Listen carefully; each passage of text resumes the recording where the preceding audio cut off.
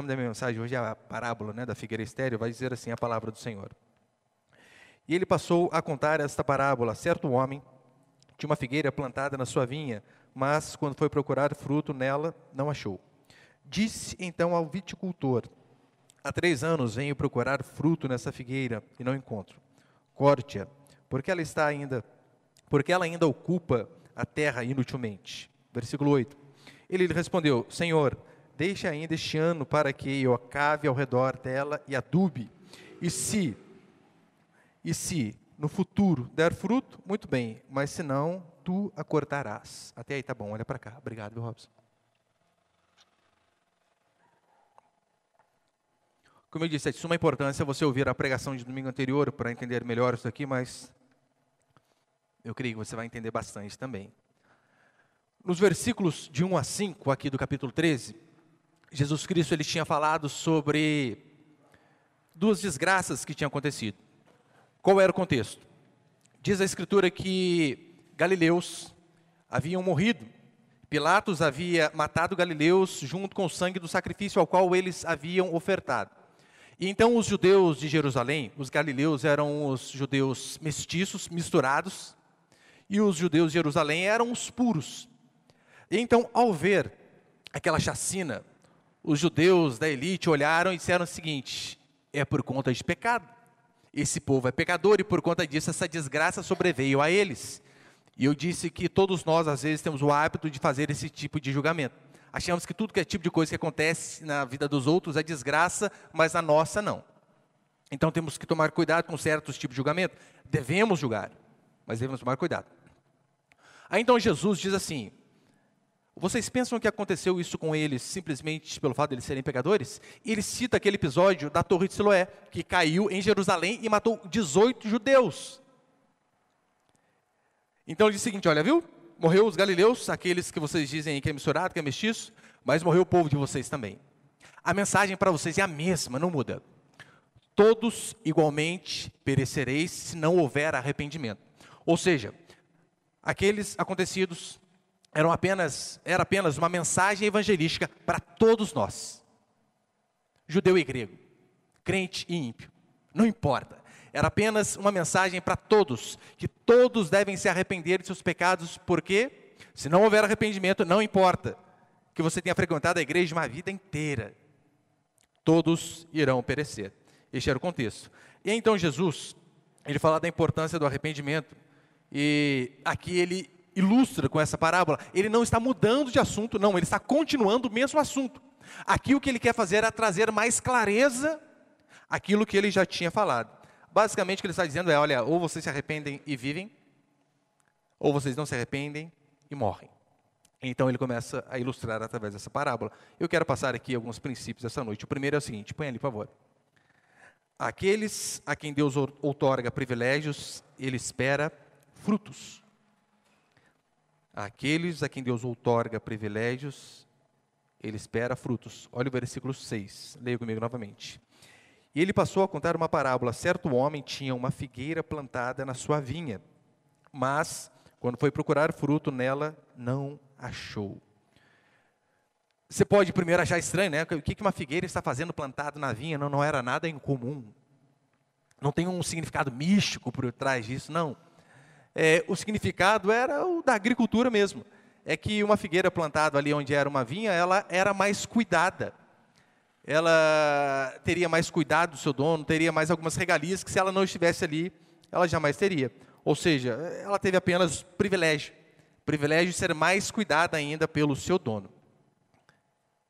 Aquela figueira teve privilégio, só que foi dado um tempo para que ela frutificasse por conta daquele privilégio que ela teve. É justamente isso. Aqueles a quem Deus outorga privilégios, ele espera frutos. Todos nós aqui somos privilegiados, sem exceção.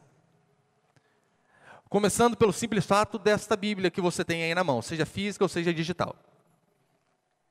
Você tem noção que é um baita de um privilégio que eu e você temos de ter a Escritura traduzida no nosso idioma?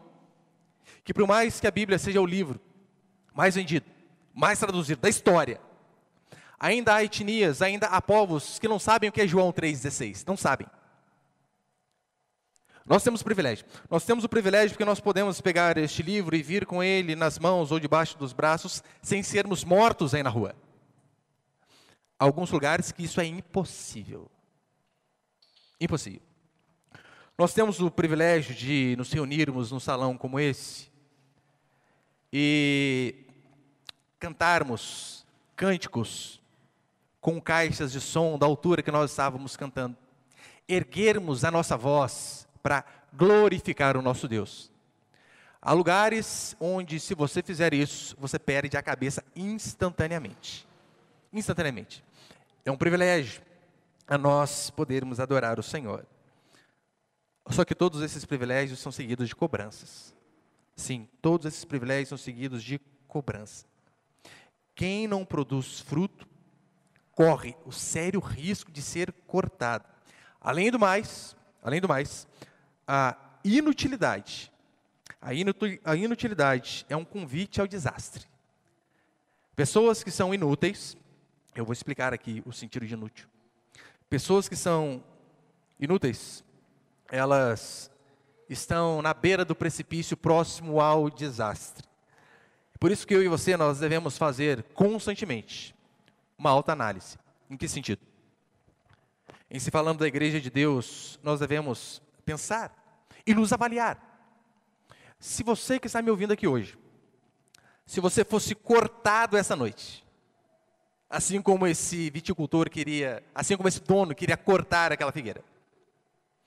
Se você fosse cortado hoje, qual falta você faria para essa igreja? Já pensou nisso? As pessoas sentiriam falta do tanto que você trabalha para Deus, daquilo que você faz? Ou talvez as pessoas nem perceberiam que você deixou de vir. Se você fosse cortado, qual falta você faria para o reino de Deus? O que eu e você estamos produzindo? Quanto da nossa inteligência, quanto dos nossos dons, talentos, nós temos oferecido ao Senhor? Quanto do nosso tempo, dos nossos recursos financeiros e materiais, nós temos dedicado ao reino de Deus? Constantemente eu e você devemos fazer essa autoanálise. E é claro, quando eu digo isso, eu não falo só em relação à igreja. Devemos ser úteis na igreja, claro. Mas na sua família. Qual a utilidade que você tem dentro da sua casa? No seu lar, no seu casamento, na criação dos seus filhos, nas suas relações interpessoais, no seu trabalho. Qual é a sua utilidade lá? Repare que essa figueira, ela era privilegiada de estar num lugar onde ela teria cuidados onde normalmente não seria. Mas ainda assim, ela estava agindo como uma parasita. Parasita. Sabe qual é a definição de parasita? Aquele que come da mesa de outrem. Que está ali apenas para sugar. Está ali não para contribuir, mas apenas para sugar. Sanguessuga. Você sabe, né, as árvores, elas absorvem os nutrientes do solo. Só que você pode pensar assim, olha, então as árvores precisam sugar, mas além de sugar, elas precisam produzir também, para que seja uma árvore saudável. Porque se uma árvore, ela apenas suga, longe de ser algo benéfico, é algo maléfico. Faz mal. E essa parábola em meio à agricultura é isso que Jesus está explicando. Olha para você ver como é sério. O oceano, né, tanto o Atlântico, o Índico, via de regra, eles têm de 2 a 3% de sal. Tanto é que a gente vai à praia, é impossível beber aquele tipo de água, não dá. De 2 a 3%. Já ouviu falar no Mar Morto? O Mar Morto, ele é morto porque nada sobrevive nele. Ele tem uma concentração de 33% de sal. E sabe qual é um dos motivos? Ele recebe a água doce do Jordão e consome tudo. Não distribui. Ele é aquele que apenas recebe.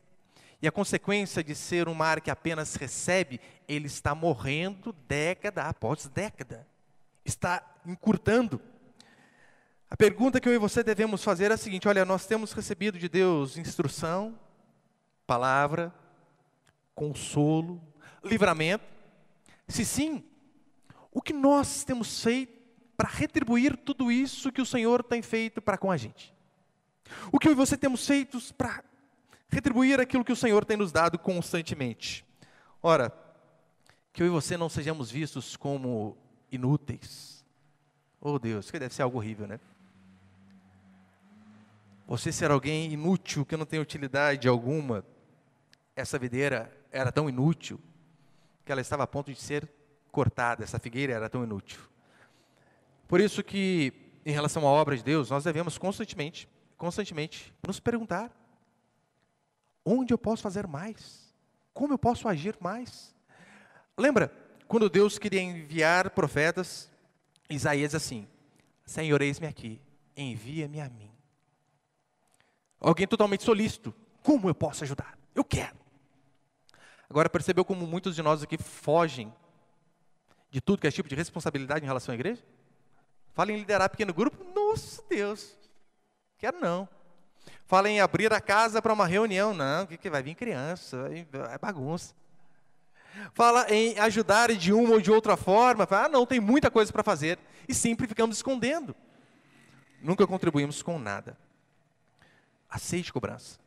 Aceite, sabe por quê? Cobranças em medidas corretas são benéficas. Na verdade, esse é o meu segundo princípio. Põe ali, por favor. Cobrança na medida certa é benéfico e bíblico. Cobrança na medida certa é benéfico e bíblico. Você precisa aceitar ser cobrado, porque a vida nos cobra. Em todos os lugares somos cobrados. Por que você acha que tem crescido constantemente o movimento de desigrejados?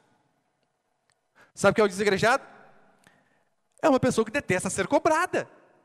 Porque, ora, se ela não vem ao culto, o pastor, o líder de pequeno grupo, os irmãos ligam: irmão, o que aconteceu? Está tudo bem? Você não veio? Tem pessoas que não gostam. Agora, como elas não têm uma igreja, não vai ter cobrança. Elas podem andar do jeito que elas quiserem, fazer o que elas quiserem, pôr a roupa que elas quiserem, falar da forma que quiserem. Não vai ter cobrança. Mas cobrança faz bem. Jesus, em Mateus capítulo 21, ele chega diante de uma figueira. E ele então começa a vasculhar ali para ver se achava frutos. Também não acha. Diz a Escritura que ele amaldiçoa aquela figueira seca. Seca, acaba. Detalhe, a Escritura vai dizer que ele procura fruto em uma época que não era a época de fruto. E mesmo assim ele vai e amaldiçoa a figueira e acabou. Procura goiaba numa árvore, numa goiabeira. Mas numa época, não interessa, tinha que dar fruto. Jesus vai e amaldiçoa. Deus nos cobra constantemente. A Escritura constantemente fala de cobrança. Lembra a parábola dos talentos? Aqui Deus, ele não cobra nos comparando com quem tem mais talento. Talento ali é óbvio, né? O ideal é a medida de dinheiro, mas pode ser aplicado em qualquer circunstância. Repare, não importa se a pessoa recebeu 5 talentos, recebeu 2 ou recebeu 1. A comparação é sempre com ela mesma. Olha, o que tinha 5, fez mais 5. O que tinha 2, fez mais 2. Mas o que tinha 1, ele não compara com aquele que fez 5, com aquele que fez 2, com aquele que fez 10. Mas ele compara com ele mesmo. Por quê? Por que você não produziu? A Escritura é cheia de cobrança. A Escritura diz que um dia todos nós estaremos perante o tribunal de Cristo para receber segundo o bem ou o mal que tivemos feito por meio do nosso corpo. Ou seja, seremos cobrados. Cobrados de como agimos, de como falamos, de como pensamos. A Escritura diz que nós daremos conta de toda a palavra frívola ditas. Palavra frívola, sem o labor de pensar. Sabe aquilo que você fala de cabeça quente? Eu falei, mas falei sem pensar. Perdeu. Vai ser cobrado por conta disso. A Escritura constantemente fala de cobrança. E na nossa vida? Na nossa vida, o que nos salva de uma existência medíocre, sabe o que é? Pessoas que nos cobram. Sim. O que nos livra de uma existência medíocre são pessoas que nos cobram. A diferença básica de uma criança que estuda, de um menino, de uma menina que estuda e de um que não estuda, está na cobrança dos pais. Sim. Porque, naturalmente, pouquíssimos são inclinados ao estudo. Raríssimas exceções. Está na cobrança. Isso faz diferença. Sobre uma criança aprender um instrumento ou não, não tem muito a ver com as habilidades naturais da criança, tem muito a ver com os pais. Cobrança. Os irmãos sabem, né? Vou até falar isso aqui, mas é o exemplo mais notável, né? Parece que a gente está falando da gente mesmo, mas não tem nada a ver. Eu lembro, o meu filho mais velho começou a tocar bateria bem novinho, bem novinho, bem novinho. E eu lembro que todo dia eu o levava na igreja e ficava 1 hora lá tocando. Todo dia. Punha o foninho, punha a música lá, 1 hora, tocando, todo dia. Aí então havia dias que é óbvio que não dava para eu ir com ele. Como nós morávamos muito perto da igreja, eu dava a chave, ele pegava e ia. Aí tinha dia que ele ia, dava 20, 25 minutos, o menino voltava. O que aconteceu? Assalto! Te roubaram o chinelo no meio do caminho, mora perto. Ai, pai, hoje eu não estou para tocar, não. Estou cansado. Já quase uma voadora no peito, né? Volta para lá agora. Vai tocar, que história é essa? Não estou bem. E por que é de suma importância a cobrança? Porque no dia que ele não estiver com vontade de trabalhar na fábrica, ele saiba que lá ele vai ser cobrado. E se ele não aceitar ser cobrado, ele vai ser mandado embora. E o que toca teclado, você já sabe da história, né? Aprendeu amarrado, literalmente. Criança não quer aprender, ou sentava ali no teclado, pegava a cinta, ou amarrava e falava, daqui a 1 hora eu te salvo, te tiro daqui. Aprendeu? Cobrança é fundamental para mim e para você. E ontem, sexta-feira eu estava com os familiares, e um parente meu disse assim, né? Ah, mas dá para ver, né? O Samuel gosta de tocar, né? Ele sente a música, ele gosta. Eu falei, não, gosta não. Ele gosta de sofá, Netflix e comida. Isso aí, menininha adora. Continuo tendo que todo dia mandá-lo tocar. Todo dia, todo dia. Cobrança é fundamental. Nos relacionamentos, cobrança é fundamental. Casamento, cobrança é fundamental. Para que nós venhamos a nos manter puros. Portanto, esse papinho aí, olha, para ser um casamento bom, não pode ter cobrança. Meu irmão, isso é mentira para boi dormir, que história é essa? Em 1 Coríntios 13, Paulo vai dizer que o amor não arde em ciúmes. Né? Não pode ser um exagero. Mas um pouco tem que ter, como assim? Deve haver cobrança. Esse papinho de que, olha, você não confia em mim? Precisa confiar em mim. Confio, claro, confio. Então mostra tudo aí. Lembra aquela máxima sobre a mulher de César, né? A mulher de César não basta ser honesta, mas parecer honesta. E o casamento tem que ser assim também. Conte uma vez que o rapaz foi trabalhar, saiu mais cedo do trabalho, chegou em casa, a mulher não sabia a hora que ele ia voltar, né? E de repente, na hora que ele abre o portão, entra, ele ouve uma barulheira no quarto. Porta fechando. Daqui a pouco ele olha, a esposa dele desesperada. De repente ele vê um vulto entrando no guarda-roupa e fechando, puxando a roupa por baixo. Na hora, desconfiou de algo. Ele vai ao guarda-roupa e a esposa diz assim, não, você precisa confiar em mim.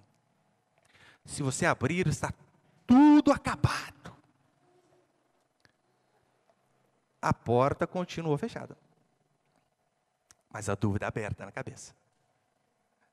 Então, esse papinho aí, né? Não, que basta é apenas confiar. Que história é essa? Que história que é essa de homens com senha no celular que a mulher não sabe? Mulher com senha no celular que o marido não sabe? Depois que casamos, essa privacidade que você acha que você tinha acabou. Não existe. Não existe. Lá em casa, o meu celular ele tem aquele desbloqueio facial, né? Desbloqueia quando eu olho e quando quem olha. O que você acha? Aqui é. Ela põe minha face para desbloquear também. Põe, tá aqui, ó. Cadastra minha digital aí também. Cadastra, vem aqui. Cadastra digital. Você pensa que eu fico bravo? Não fico. É segurança para mim. Senha, Facebook, Instagram, essas coisas, sabe tudo. Na verdade, nem tem senha, fica tudo aberto lá em casa. Aqui, o computador da igreja, às vezes os irmãos abrem aqui, parece tudo que eu tenho. Fica tudo ali, ó. Tem que esconder nada, nada. Segredo é brecha para se cair em pecado. Então, privacidade, né? Eu tenho que ter a minha privacidade, meu irmão. Engana outro, rapaz. Isso é coisa sem vergonha. 2 Coríntios, capítulo 8, versículo 21, Paulo vai dizer assim: pois o que nos preocupa é procedermos honestamente, não só perante o Senhor, como também diante dos homens. Paulo está falando aqui em relação às finanças da igreja, e nós exercitamos isso, óbvio, né? O que importa é você e Deus. Sim, se você é casado, você, Deus e cônjuge. Não vem com esse papinho que não cola, não. Sabe quem que não gosta de ser cobrado? Quem deve. Quem está devendo detesta ser cobrado. Detesta. Segredo é porta para o diabo, por quê? Se ninguém sabe, você vai praticar de novo. Por isso não tem que ter segredo. Não tem. E terceiro e último princípio, eu vou só me gastar um pouquinho mais de tempo nesse aqui. Põe ele, por favor, meu irmão.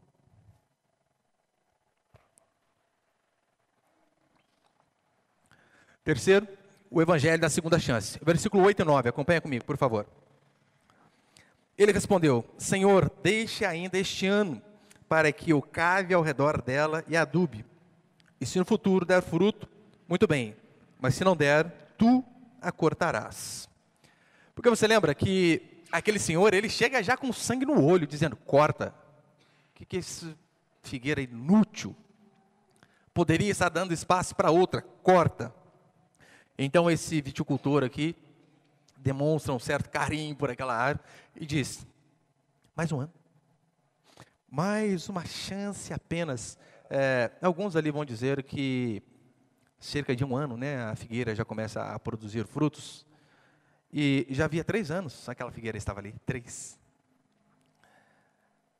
Teve 3 chances de ser produtiva e não foi. Quando ela vai ser cortada, o viticultor ainda diz: mais uma. Ele vai além, ele ainda investe, cava, aduba. Você percebeu que constantemente é assim que o Senhor faz comigo e com você? Não apenas uma segunda chance Ele nos dá. Segunda, terceira, quarta, várias. Deus constantemente nos dá chance. Só que aqui nós vemos Jesus criticando a falta de fruto, cobrando a falta de fruto, mas também criticando a hipocrisia. Por que criticando a hipocrisia? Na agricultura, o figo ele tem algo peculiar, né? Em via de regra, se nascem as folhas para depois vir os frutos. O figo é o contrário. Primeiro vem o fruto e só depois vem a folhagem. Primeiro nasce o bendito do fruto. E esse tipo de árvore era um tipo de árvore onde não se via fruto à distância. Não é igual mangueira, né? Você passa perto de uma mangueira lá de longe, você vê aquele monte de manga. A figueira não. É por isso que tanto em Mateus como aqui, você precisa chegar perto, né? Perto, procurar, vasculhar ali para ver se tem fruto. E Jesus chega perto, procura, vasculha, e ele encontra apenas folhas. Ou seja, era uma baita uma propaganda enganosa. Hipocrisia pura. Tinha aparência, mas não tinha realidade. Esse era o problema de muitos religiosos da época de Jesus Cristo. Tinham aparência de santidade, mas eram ocos por dentro. Você lembra que o mestre os chama de sepulcro caiado? Né? Aquele sepulcro pintadinho, bonito por fora, mas por dentro podre. Vocês têm apenas aparência. Mas você reparou como muitos cristãos ainda são assim? Meu irmão, na rede social o cara é o bichão. Santidade, pureza, puritano. No dia a dia trata a mulher igual uma cachorra. Trata os filhos igual um animal. Não consegue ter paciência para conversar com ninguém. Hipocrisia. Deus aqui, Ele dá uma segunda chance a essa figueira. E é óbvio, essa figueira é um símbolo de todos nós, que recebemos chances constantemente. Chances para que venhamos a frutificar, aquele que nunca frutificou. Ou chances para voltar a dar fruto, aquele que talvez deu antes e foi parando.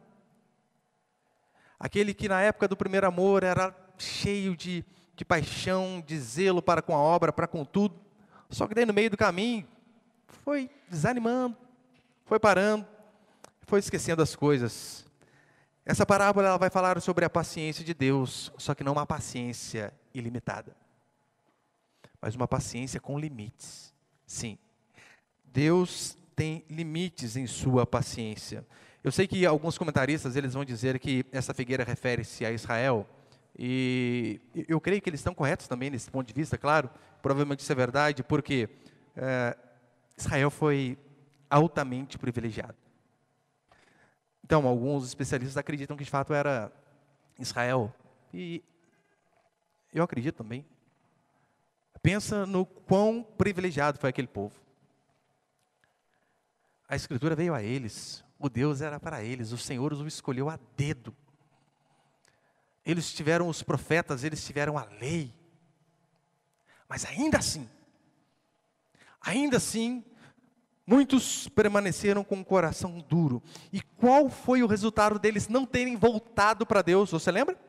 Lembra que na parábola dos agricultores maus, Jesus ilustra para eles o que estava acontecendo? E a parábola, resumidamente, é o seguinte: olha, a vinha ali é passada para outras pessoas que elas deveriam produzir o fruto. E então o dono da vinha vai embora e depois ele volta para recolher os frutos. E aqueles homens aos quais ficaram encarregados de cuidar, eles matam o primeiro, que vem pedir os frutos, matam o segundo, matam o terceiro, e depois ele diz: vou mandar o meu filho eles vão respeitar. E aqueles homens dizem assim: eis o herdeiro, se o matarmos, isso aqui é nosso. E assim eles o fazem. Então Jesus conta essa parábola, se referindo, óbvio, a eles, que tiveram todos aqueles privilégios. E em Lucas capítulo 20, versículo 16, ele termina assim: o que ia acontecer quando aquele senhor voltasse? Virá e destruirá esses agricultores e dará a vinha a outros. Vocês não aproveitaram a oportunidade, os privilégios? Não deram os frutos necessários? Virá e destruirá esses agricultores e dará a vinha a outros. Ouvindo isso, eles disseram que isso não aconteça. Essa parábola aqui é mais uma vez uma parábola de cobrança. Cobrança. Você precisa aceitar isso. O Senhor nos cobra. Ele cobra de mim e você resultados, comprometimento, ações, frutos. O Senhor nos cobra. A nossa fé ela é abstrata, mas ela é materializada em frutos, em ações, naquilo que nós fazemos. E aqueles que deixam de produzir, queridos, secam. Todos aqueles que deixam de produzir, secam. Isso funciona na agricultura e funciona também na vida. Pode ter certeza que funciona, em todas as áreas. É tão certo? Põe ali, por favor, o slide que eu coloquei. Isso aqui é uma matéria do UOL de 2020. Aqui não quer falar nada de presidente, que foi profeta, essas coisas, nada. Dados que qualquer um que tem um pouco de cabeça entenderia. Dia 30 de março de 2020, pandemia ali bufando, sem dados, Bolsonaro diz que o isolamento pode levar a suicídio e depressão. Foi tido como louco. Ele foi profeta? Não. É natural. Natural. Pessoas que não trabalham, que não saem de casa, que não são produtivos para a sociedade. Isso faz mal para elas. E então, 2022, Folha de São Paulo, Brasil vive segunda pandemia na saúde mental, com multidão de deprimidos e ansiosos. Suicídios sobem sem parar, segundo Datasus. Suicídio sobe sem parar. Trabalhar, ser útil, na igreja, em casa, na empresa, em qualquer lugar. Isso é fundamental. Eu e você que somos cristãos, nós temos uma ordem. A ordem dessa figueira aqui: produza. Vocês precisam produzir. Não apenas uma ordem, nós temos exemplos de um montão na Escritura de como homens de Deus eram de fato trabalhadores. Não eram molengas. Trabalhadores e trabalhavam muito. Paulo vai dizer em 2 Coríntios 12 assim: olha, quanto ao evangelho, gastarei e me deixarei gastar em prol das vossas almas. A maioria das pessoas hoje fazem o oposto, né? O quê? Não, E a igreja voltar, tá bom, só lá o meu banquinho, já era. Paulo não. Em Gênesis, lembra qual foi o exemplo de Deus na criação? Ele trabalhava, né? Sentido figurado, fazia ali. O Senhor criava, fazia as coisas, e no final do dia, você vê assim, e viu Deus que era bom. Esse foi o primeiro dia. Segundo dia, Deus fazendo, e viu Deus que era bom. Todos os dias, ele trabalhava, olhava para trás, olha o que foi produzido, e viu que era bom. Essa semana, ontem, para ser mais exato, ontem, eu compartilhei com alguns irmãos em particular aqui, mas depois compartilhei no nosso grupo da igreja também, sobre uma matéria que saiu no Estadão sobre depressão, com o título de que depressão não é causada por baixo nível de serotonina. Bem simplesinho o artigo, bem pequeno, fácil de entender. O que é serotonina? Serotonina é um neurotransmissor que atua no cérebro regulando o humor, o sono, o apetite, o ritmo cardíaco, temperatura corporal e a sensibilidade à dor. Até então, o que era quase que unânime é que depressão era uma disfunção química. E eu constantemente falava, não é bem por aí. Mas eu não sou médico, né? Quem que me dá ouvidos? Ninguém. Aí nesse artigo, põe ali a primeira parte, por favor, Miguel. Eu só recortei 2 pedaços aqui. A popularidade da teoria, repare, a popularidade da teoria do desequilíbrio químico. Os cientistas escrevendo.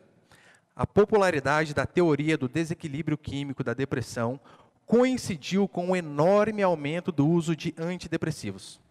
Destacou a pesquisadora-chefe Joanna Moncrieff ao site University College London, de onde é professora.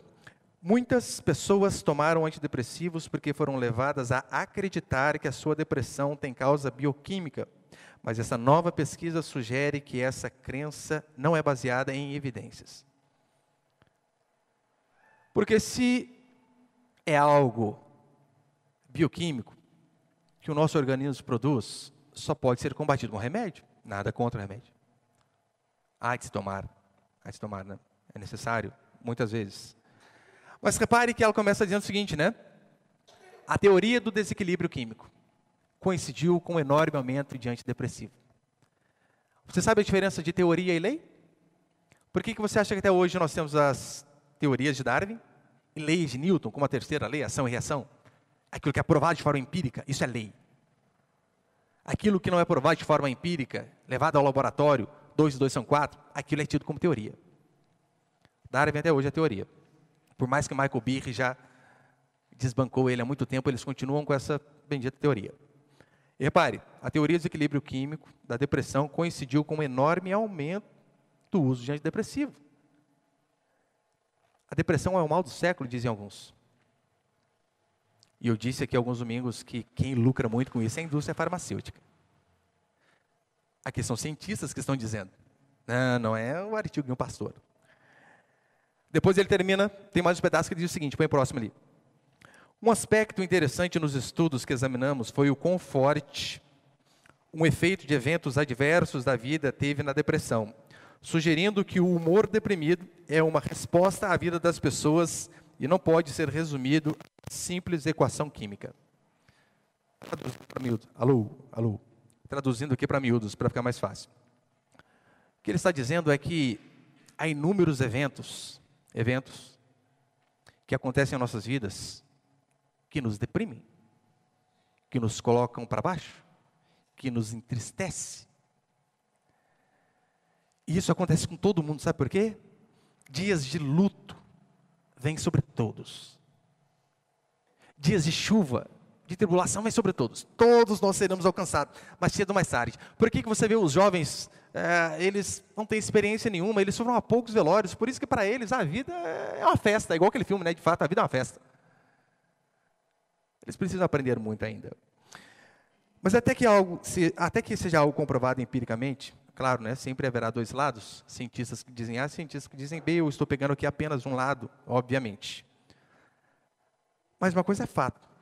Por que eu estou dizendo isso? Você vai ver como a Bíblia ajuda muito nesses casos. Como eu disse, há eventos que nos entristecem. Você já viu algum desempregado feliz? Só petista, né? Você não vê. A pessoa perde o emprego, ela fica triste. Triste. Desemprego. Enfermidade. Luto. Isso entristece a todos nós. Só que, qual respostas nós, como cristãos, damos à vida diante dessas circunstâncias? É disso que esse estudo fala. O humor deprimido, ou seja, a tristeza, advém da resposta que nós damos à vida, justamente nesses momentos de dificuldade. Eu e você temos duas escolhas, diante da dor, diante da dificuldade, diante do desânimo. Ficarmos jogados em um quarto escuro e desistirmos de tudo, ou abrirmos a porta, com a alma sangrando, dizer: Deus, me dá força, porque eu não vou parar, vou continuar avançando. Essas escolhas que eu e você temos, não há outra possibilidade.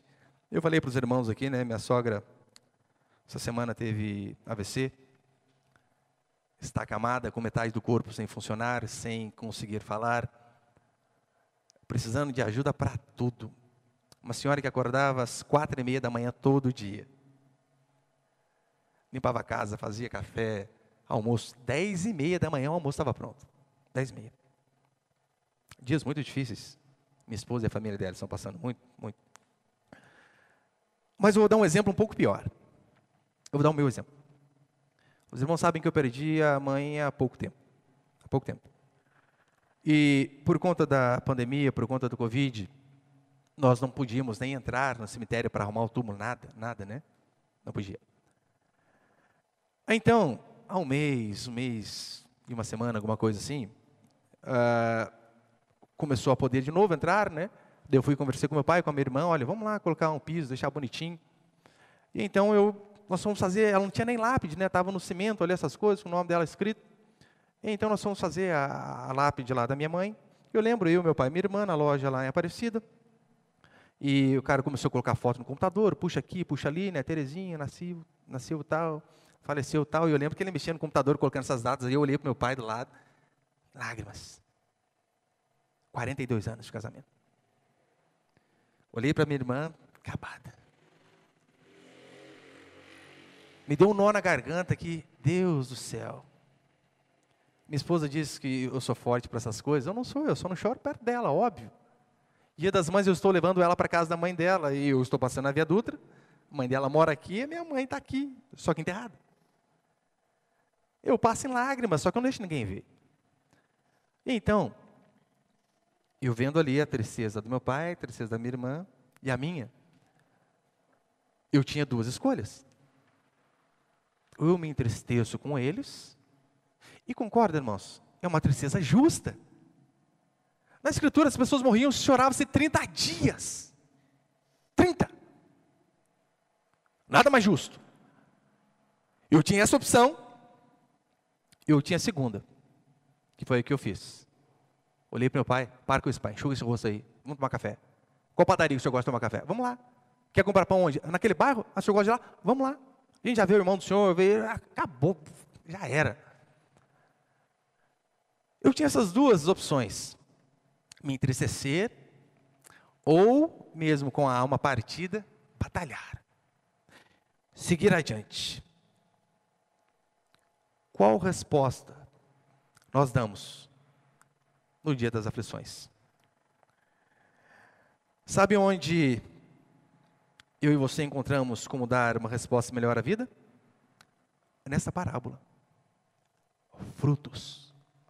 Ser ativo, ser produtivo, não se deixar abater, mesmo diante de dificuldades, mesmo diante do luto, mesmo diante de dores fortíssimas. Olha, nos últimos domingos, aí nós temos orado constantemente, né, para o Francisco, filhinho ali do Manassés com a Lígia. Eles vêm para cá, o filhinho dele está lá na UTI. Você imagina da onde vem a força? Tem que ser do Senhor. Não há. Então eles têm duas opções, ou ficam chorando em casa, ou buscam a Deus dizendo, Deus, eu creio, o Senhor nos sustentou até agora, o Senhor vai continuar sustentando. A vida é assim, a vida é feita de lutas, de batalhas. O que eu e você não podemos fazer é desistir. Na nossa igreja nós temos alguns casos de pessoas depressivas, pessoas que tomam remédio há anos. E eu conversava com uma irmã uma vez e ela dizia que, olha, pastor, eu só quero ficar deitada, eu só quero ficar em casa, eu não quero fazer nada. Não tenho vontade de fazer nada. Sabe o que eu disse a ela? Levanta, trabalhe, cuide da casa, cuide do marido, cuide dos filhos, faça algo produtivo. E então ontem ela mandou uma mensagem dizendo o seguinte: tem trabalhado tanto que não tem tempo nem para ficar triste. A vida é assim. Eu não estou dizendo que aquele trabalho egoísta, né, para querer ter muito dinheiro, de ambição. Não. Ser produtivo. Para os nossos, no caso, filhos, marido, irmãos da igreja, sermos produtivos. Isso é de suma importância. Teve uma vez, meu filho, ele chegou para mim, 11 anos, e disse assim: pai, estou com tédio. Sério? Tem nada para fazer. Foi falar para mim que não tem nada para fazer. Isso foi a pior coisa que ele fez na vida. Não tem! Mas arrumei um tanto de coisa para fazer, gente. Cocô da cachorra ali, aí tal coisa aqui, tem um monte de madeira do guarda-roupa que tem que levar lá do outro lado da rua no lixo. Pai, não tem carrinho, vai arrastando com a mão, faz 5 viagens. O moleque suou, e acabou o tédio. Essa é a vida. Eu normalmente acordo meus meninos lá, né? Bom dia, Deus abençoe vocês. Uma das primeiras palavras que eu falo, sabe qual é? Vamos. O que é? Produzir. Eles acordam ouvindo isso. Eu não combinei com eles não, tá? Deixei eles falando aqui. Eu acordo, Deus abençoe, amo você, bora produzir, levanta, já era. Nem tempo de ficar triste eles têm. Com sono fica, triste não. Essa é a vida. Quer uma forma de não ter tristeza? É ser alguém que faça algo de útil. Vou te dar um conselho, irmã. Como ser útil? Primeiro, pare de ficar vendo no Instagram a vida dos outros. Porque você vê aquela vida fake do povo, você sabe, né? Tem muita vida lá que é fake. Aquela vida, só posta foto em Campos de Jordão, e Ubatuba, assim, mas o dia a dia do fogão ninguém posta, né? Lá no fogão, aquele negócio gordurento lá, é que aquelas vidas lá, tudo mentira. Tudo mentira. É uma vez ou outra, quer que lá. Então, se você acordar cedo, irmã, preparar o café para a sua família, tomar o café junto, lavar a vasilha do café, depois, né, já vai, pega a roupa, põe na máquina, varre, passa pano, opa, hora do almoço, comece o almoço, faça o almoço da melhor maneira possível, sirva o almoço, terminou o almoço, lave a vasilha de novo, depois dá uma descansadinha, acorda, já está quase na hora de começar os preparativos para o café da tarde, prepare o café, chame a família, tome café, lave as vasilhas outra vez, lavou, hora da janta, comece os preparativos para a janta, faça a janta, comam, lave a vasilha outra vez. Acabou? Não. Não acabou. Tome um banho, bem gostoso. Relaxe. Gaste energia, você merece. Fica lá debaixo do chuveiro. Passe um óleo corporal que o seu cheiro dê para ver a 3 quarteirões de distância.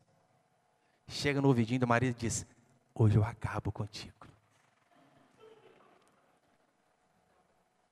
Minha irmã, você não vai ter tempo nenhum para ficar triste. O tempo que você tiver livre, você vai querer dormir. Só isso. Dormir. Eu estava conversando ali com o Matheus ali fora, né?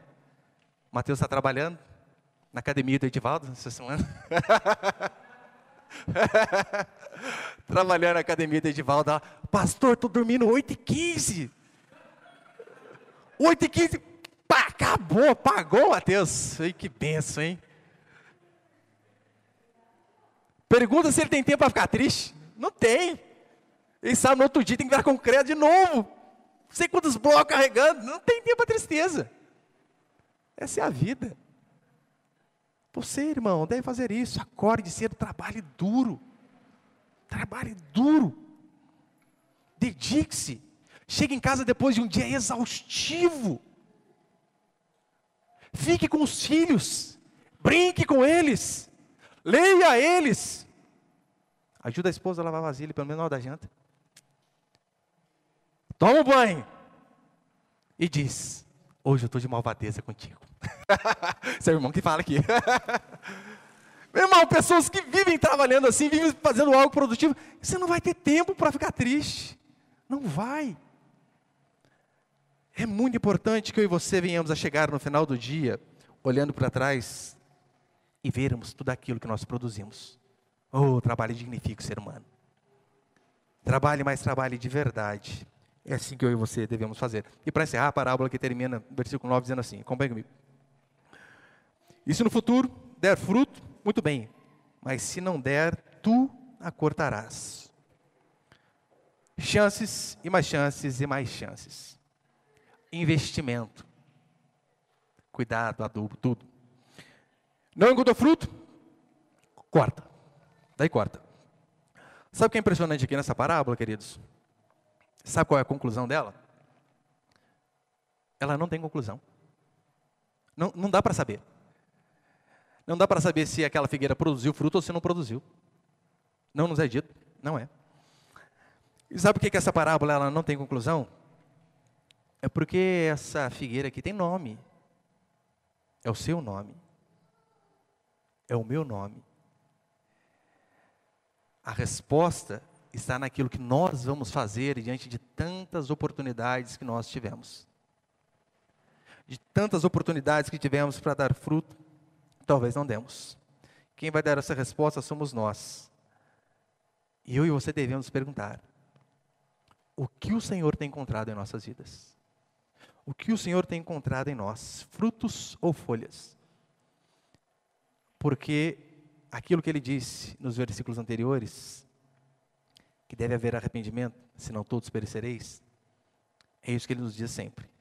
E hoje, pela graça do Senhor, mais uma vez, nós temos a oportunidade de nos arrependermos e fazermos aquilo que é correto e darmos os frutos que o nosso Deus tanto espera de nós. Amém, meus irmãos?